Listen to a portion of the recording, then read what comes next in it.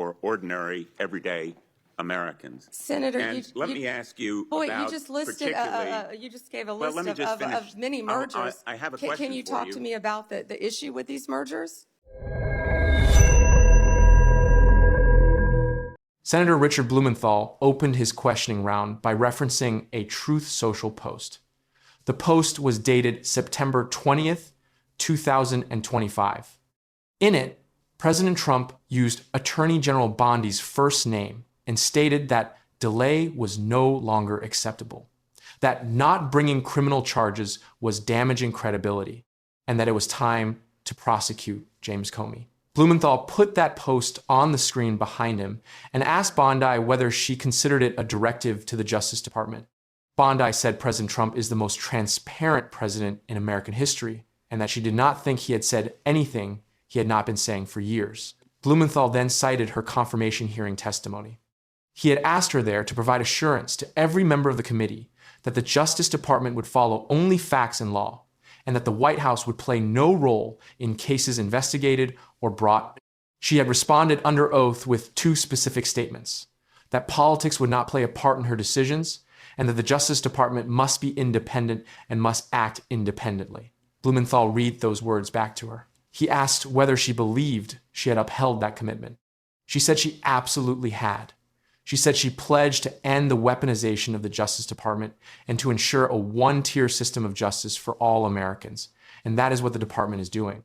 Blumenthal noted that the president had made public statements directing investigations against specific named individuals, including James Comey. He said he knew she had indicated she would not discuss conversations she had with the president about Comey. He asked her to confirm that. She confirmed it. She was not going to discuss any conversations. He then asked a broader question. Had she received any advice, instruction, or request from anyone at the White House to direct the department to engage in any investigations or prosecutorial actions, including decisions not to investigate or prosecute anyone? She said she was not going to discuss any conversations. Blumenthal moved to a separate matter. He said it had been reported that she initially pushed back against requests by senior Trump administration officials regarding the acting United States Attorney in Virginia, Eric Seibert, a conservative Republican appointed by President Trump, who had determined that evidence was insufficient to prosecute Comey. Blumenthal asked what made her change her opinion. She said she was not going to discuss personnel decisions. He asked whether the career prosecutors in the Eastern District of Virginia found that there was insufficient evidence to bring criminal charges against former Director Comey. She said she was not going to discuss pending cases.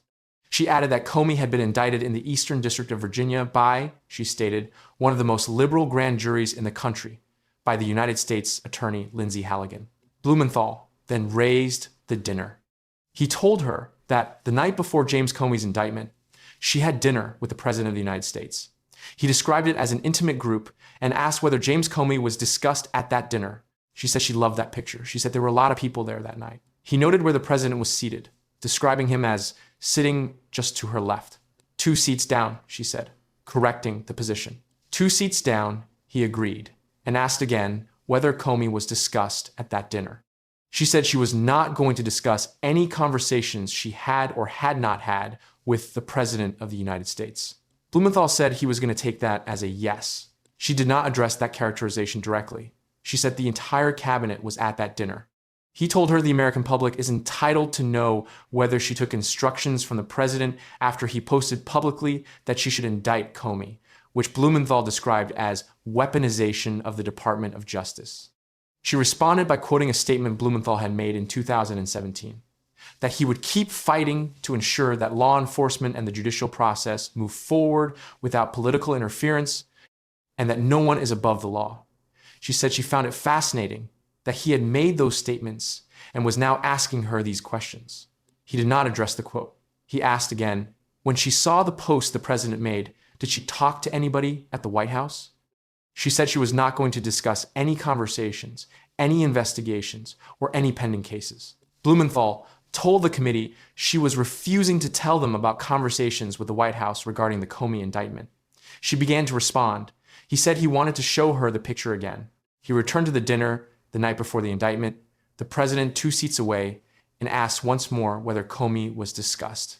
She said Comey was indicted by one of the most liberal grand juries in the United States, and that the indictment was brought by the United States Attorney Lindsay Halligan in Virginia. Blumenthal observed that Halligan had been appointed after Seibert's removal. Seibert, he noted, was a Republican appointed by President Trump who had been forced out because, Blumenthal said, he did not believe there was sufficient evidence to indict Comey. Blumenthal said this sequence raised serious alarm about the circumstances of the indictment. The chairman called time. The exchange paused there.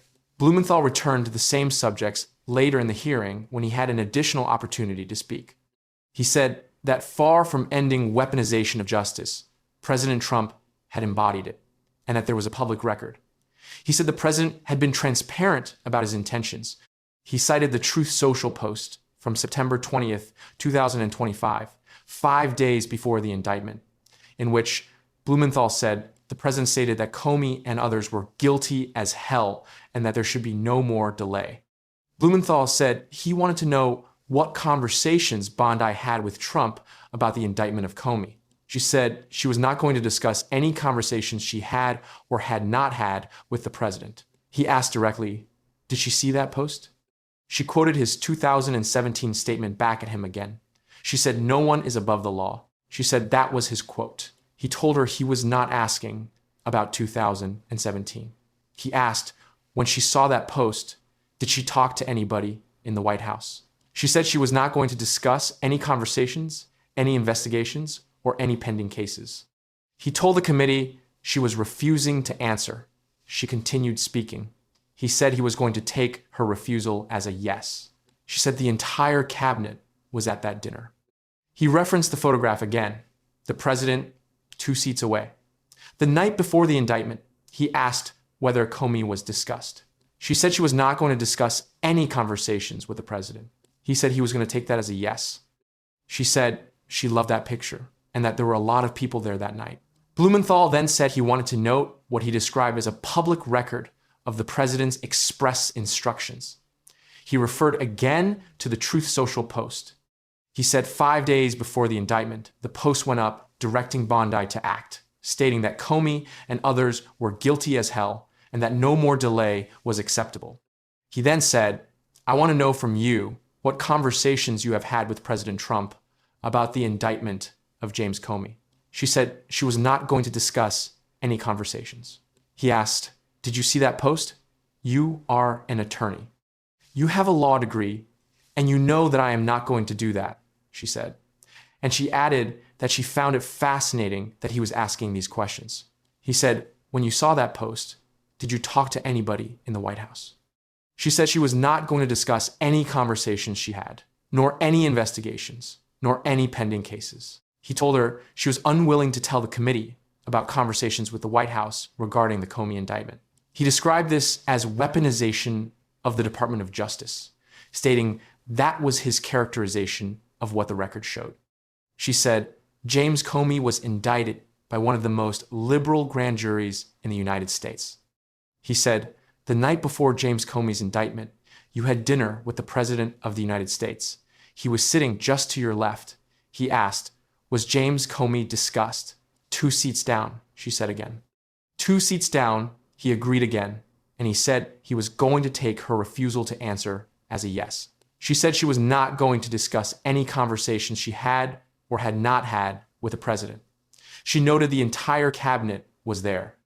The exchange between Blumenthal and Bondi covered the same set of facts each time it returned. The public post from September 20th, 2025, naming Bondi and calling for Comey's prosecution. The removal of acting United States Attorney Seibert, who Blumenthal said had concluded there was insufficient evidence. The appointment of Halligan in Seibert's place. The dinner between Bondi and the president the night before the indictment, with the president 2 seats away, and the indictment of James Comey that followed. Each time Blumenthal asked whether a conversation connected those events, Bondi declined to answer. She confirmed the dinner occurred. She confirmed the seating correction. She said the post reflected the president saying things he had been saying for years. She said Seibert's departure was a personnel matter she would not discuss. She confirmed Halligan brought the indictment and described the grand jury as one of the most liberal in the country.